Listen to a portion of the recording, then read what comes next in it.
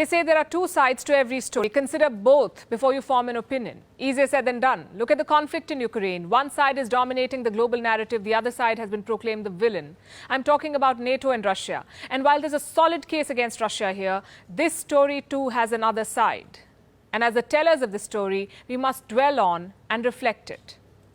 Vladimir Putin's aggression is being called out, and rightly so. Invading a sovereign country cannot be justified. But what led the world to the point of this invasion? Leaders in Moscow say they are the aggrieved party. They are the victims of NATO's eastward march, and they're only acting in self-defense.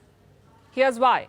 Over the past 25 years, NATO has been creeping closer to the Russian border. Former Soviet states have become NATO members. This military alliance has technically absorbed the entire security belt of Moscow. Russia sees this expansion as a provocation. It hurts their security interests and won't end well for both sides, they said. The warnings were clear. NATO ignored them. Call it their myopia or arrogance. They downplayed Moscow's concerns, kept proceeding with new rounds of expansion until things blew up in Ukraine. Did NATO push Ukraine into this war? Hello and welcome to Gravitas Plus. I'm Palki Sharma Upadhyay, and today I want to discuss why NATO cannot escape the blame for what's unfolding in Ukraine. First things first, what is NATO? The North Atlantic Treaty Organization, a security alliance between North America and Europe. It was formed after the Second World War. The goal, they say, was to protect democratic freedom. On the 4th of April 1949, the North Atlantic Treaty was signed. This treaty was simply an anti-Soviet accord aimed at countering any future aggression by the USSR. It established a new balance of power in Europe. It promised all members collective security. That's a core principle laid out in Article 5 of the NATO Treaty. It obliges member states to protect each other in case of a war.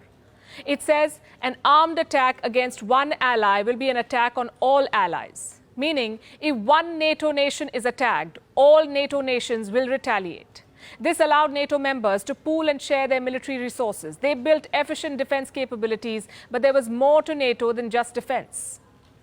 It was an alliance of liberal countries, an engine of democratization that was supposed to promote common values and interests, also push back against the rise of communism.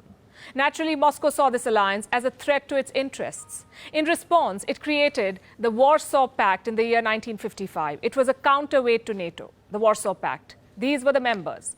Their goal was the same. If one Warsaw Pact member is attacked, all others will defend it. In Russian historical memory, there were 5 reasons why such a pact was justified, 5 major invasions when the West threatened Russian interests. This includes the Polish occupation of the Kremlin in early 17th century, the Swedish invasion of Russia in early 18th century, the Napoleon invasion of the 19th century, and the 2 wars with Germany in the 20th century. In each case, the very essence of the Russian state was threatened. So suspicion and fear of the West took deep roots in Russia. Moscow began perceiving NATO as a tool of American imperialism. And the assessment was not really off the mark. In 1989, the Berlin Wall collapsed. In 1991, the Soviet Union disintegrated and the Iron Curtain was completely demolished. Europe's regional order hinged on one question. Should Germany align itself with the US and NATO, or should it join the Russians through the Warsaw Pact? The US government, under George H.W. Bush, made an offer to Russian President Mikhail Gorbachev. It suggested if Germany became a NATO member, NATO would stop expanding, not 1 inch eastwards. No new members. Today, the US says it made no such promise, that no such deal was ever struck, but hundreds of memos, meeting minutes, and transcripts from US archives indicate otherwise. Nevertheless, Moscow bought the offer. It demolished the Warsaw Pact in the hope that the West would follow suit, that NATO too would be dissolved. But that never happened. NATO refused to cease operations. And to add insult to injury, they kept the door for membership open. Russia saw it as a stab in the back, and NATO kept pushing the dagger deeper. Look at this map. NATO started out with 12 founding members, but since the Soviet Union fell, it has radically expanded eastwards. In 1999, Poland, Hungary, the Czech Republic joined NATO. In 2004, there was another wave of expansion. 7 Central and Eastern European nations were made NATO members. Some of them were former Soviet republics. In 2009, Albania and Croatia joined NATO. And the most recent entries were Montenegro and North Macedonia.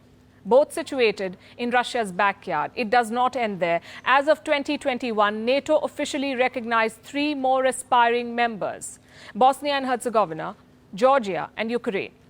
Last we checked, NATO was also in talks with Sweden, Finland, and Serbia for membership. So to put it simply, much of Eastern Europe, which once used to be part of the Soviet Union, has now joined NATO. And this happened despite Russia's protests and warnings.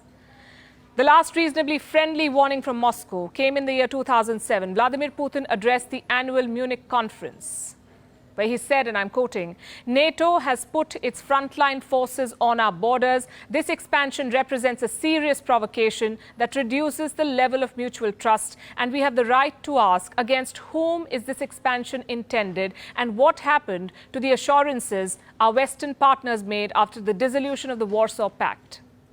These sentiments have been echoed by a host of American strategists. I'll give you a few examples. June 1997, 50 prominent foreign policy experts signed an open letter to President Bill Clinton calling America's efforts to expand NATO a policy error of historic proportions. Then we have George Kennan, the father of America's containment policy during the Cold War. He too called NATO expansion a tragic mistake with no reason whatsoever. The warnings went on for decades. In 2008, William J. Burns, the U.S. ambassador to Moscow, wrote a letter to the State Department where he said that Ukrainian entry into NATO is the brightest of all red lines for the Russian elite.